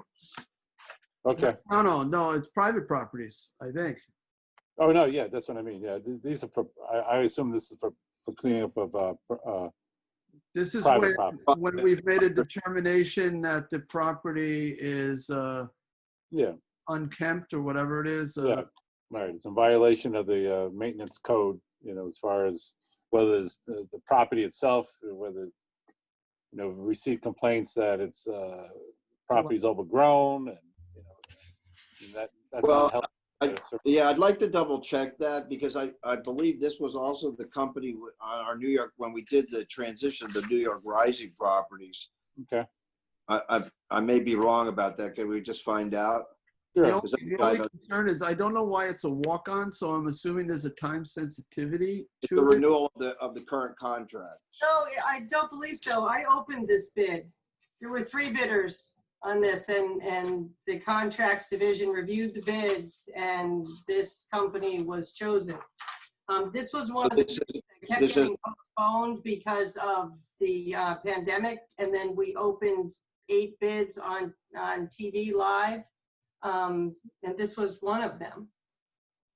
All right, so this isn't the current existing, because I know we have cleanup contracts for some of the other if you look at it, the 6th whereas, it says 3 bids were received by the due date of April 30th and were read aloud on May 1st. Okay. All right. My mistake. Thank you, Sunday. No problem. All right. So do I have a second on this? I don't know. All right. Tommy John, Councilor Iavoni. TJ, seconding. All right. All in favor? Aye. Aye. All right, approved. All right, and let's see. All right, the next one is 34135. It's warrant number 10, capital number 10, CPF number 10, and payroll liability. These are, standard. We do these all the time so that we can pay the bills. Second. Seconded by Councilman Martell. All in favor? Aye. Aye. I saw you, John, too. Rick put his hand up first. I can't see. My glasses are fogged over. All right. And this, I think, is the last one here. 34136 authorizes the supervisor to execute lease agreements and hire seasonal staff as related to COVID-19. I'll explain it in a second, but let me get a second. Second. Seconded by Councilwoman Lofstedt. So both from personal observation and from a number of complaints that I have seen, there's just an awful lot of litter out there, real disregard. Part of it could be this sense of wild abandon during this COVID thing, that people just are tossing things out. Some of it's personal protective equipment. I know I was out the other day and I was about to pick up some litter I saw out on the street, and my girlfriend said to me, don't touch that, because she was afraid of obviously COVID-19. So maybe there are people who aren't picking this stuff up, because there are probably some legitimate fears about touching refuse. So I really feel like we need to do something about it. There's just too much litter out there. We've been hearing from a lot of our constituents that there's a lot of litter. I conferred with Len Marchese about how to structure this. I conferred with Laura Smith from CSEA, and I just wanted to make sure we weren't taking work away. There's really nobody who is, there's no designated litter pickup people in the town, though lots of people will pick up litter. So this creates sort of a litter crew, ideally 6 individuals. They'd be full-time seasonal, and they would have probably 3 pickup trucks that we would lease. The funding for all of it, including the disposal costs, would come from unallocated reserves. And we're putting in place, I believe it's a total not to exceed $50,000 total for the next 2 months. It could go on longer with that budget potentially, basically to clean up the town. We will, get direction, obviously, from people like Lisa Combrink and, her environmental people from the police department. They're out in the field. Ryan's people who are out on the field. We'll weigh everything, measure everything. We'll know exactly what's been picked up. We'll coordinate. In terms of who's going to direct these staff people, well, first they would be hired through Sandra. We would, we would post it. There's no minimum qualifications to do this job. It's a laborer position, and we will, we'll find 6 people, hopefully maybe people who have been unemployed by the COVID-19 pandemic. We'll be able to put them back to work, at least for the next 2 months. I've asked Ryan if he could play a leadership role in managing the crew. Tom Neely would also play a role here too, as our traffic safety director. He would help get us any permits we would need to work on state roadways in terms of the right-of-ways, the road shoulders for state roads, county roads, village roads. Town roads are a little bit different. We would also work to see if we can get permission to clean along town roads. That's really up to Highway Superintendent Gregor, if he wants to allow this crew to work on the town roads. Or he has money in his budget and the ability to hire part-timers to do this as well if he feels like he wants to oversee those individuals and do more of the roadside cleanup. We're not just doing roadsides though, we're doing parks, beaches, public places. We'll go into the villages, whatever it's needed, and we're given permission.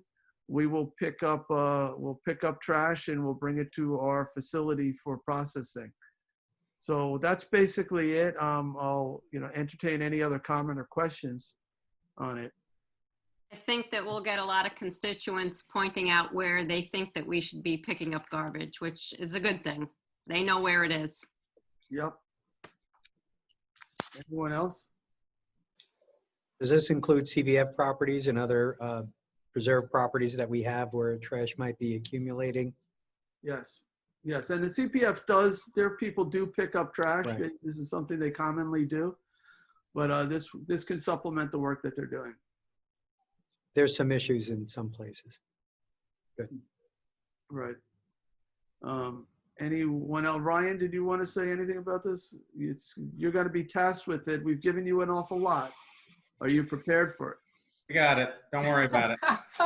Fine. I'm sure you can handle it. Tomorrow where they need to go. Don't worry about it. They say if you want something done, ask a busy person. So, There's plenty of supermarket parking lots you can send them to.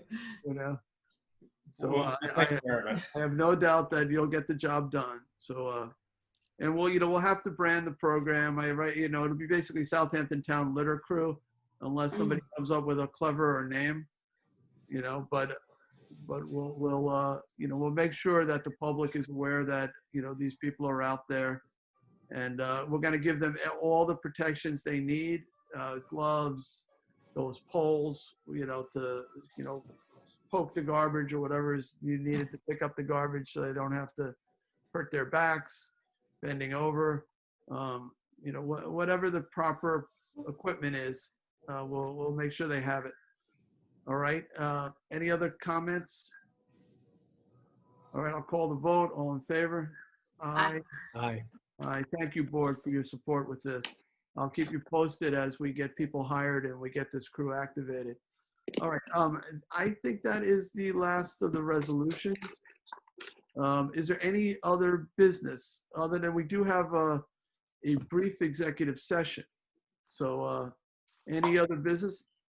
All right. I was asked to have a short executive session to talk about some enforcement matters related to some of the COVID-19 issues. So I guess this is confidential legal advice in that category. So I will make a motion to end our work session. And board meeting. And what's that? I'm sorry. Town board meeting. Oh, I'm sorry, to adjourn our town board meeting and go into executive session to talk about those issues. So I have a second, seconded by Councilman Schiavone. All in favor? Aye. Aye. Okay, we're adjourned for all other purposes.